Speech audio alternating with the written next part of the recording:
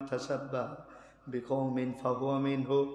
অতঃপর যেই ব্যক্তি এই দিন থেকে সরে গিয়ে খ্রিস্টানদের কালচার মানল, আমি নবী ঘোষণা করলাম সে আমার লা উম্মাহ, সে আমার উম্মত না, সে হলো ইহুদি খ্রিস্টান। নাউজুবিল্লাহ বলেন।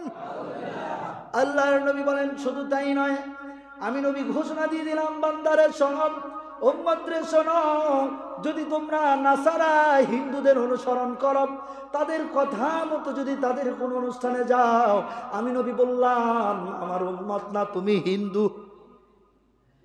এইবার বলেন 31st নাইটে যাওয়া যাবে? যদি যাই তাহলে কি হয়ে যাব? জোরে বলেন, আর জোরে বলেন, কি হয়ে যাব? এইবার বলেন জন্মদিন উৎসব পালন করা যাবে?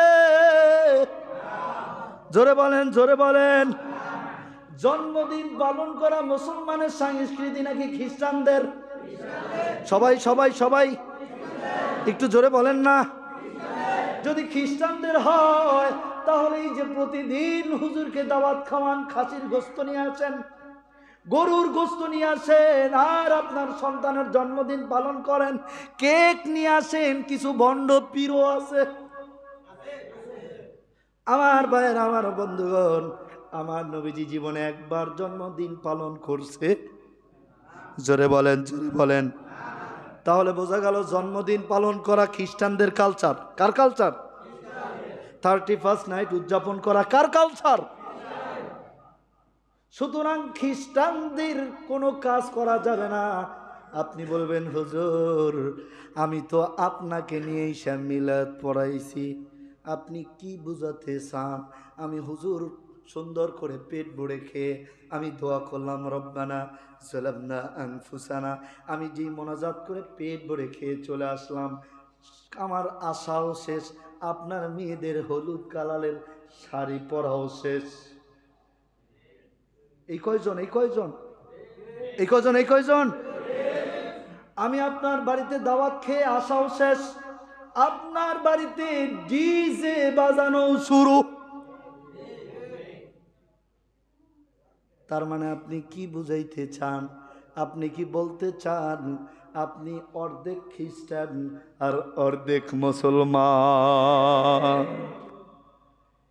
এই শ্রেণীর মানুষ কামরাঙ্গা চালায় নাই। আজকের বয়ানের পরে আমার অনুরোধ থাকবে, আজ থেকে ছেলে মেয়ে কারো জন্মদিন পালন করা যাবে না। যদি জন্মদিনের কেক কাটার দাওয়াত দেয়, আপনি যদি যান আপনার ঈমান থাকবে না। আল্লাহর নবী বলছে আপনি তার উম্মতি না, নামাজ পড়ে লাভ কি?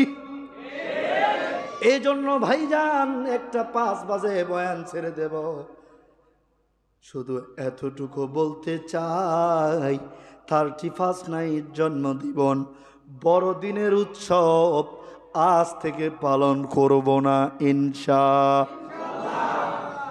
আপনি যদি মনে করেন হুজুরকে দাওয়াত দিয়ে খাওয়াবেন, আরে ভাই আপনার ছেলের জন্মদিনে খাওয়াইতে হবে কেন?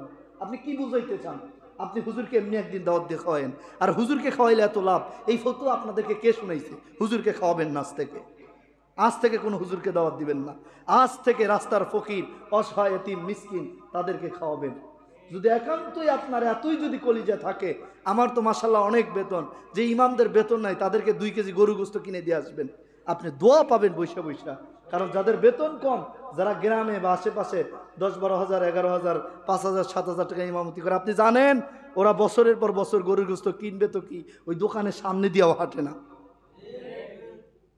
আপনার এত খাওয়ানোর শখ, আপনার বাসায় নিয়া আপনার বউরে হুজুরের সামনে লাল শাড়ি পরায়া বসায়া বাইরা বাইরা খাওয়ানোর দরকার, এত সব দরকার নাই। হুজুরদের খাওয়াইলে এত সব হয় না, এটা মনে রাখবেন আজ থেকে। আল্লাহ তাআলা আমাদের সকলকে জন্মদিন, খ্রিস্টানদের কোনো বড়দিন এবং 31st নাইট থেকে বাঁচায় দিক বলে আমিন। আর জোরে বলে আমিন।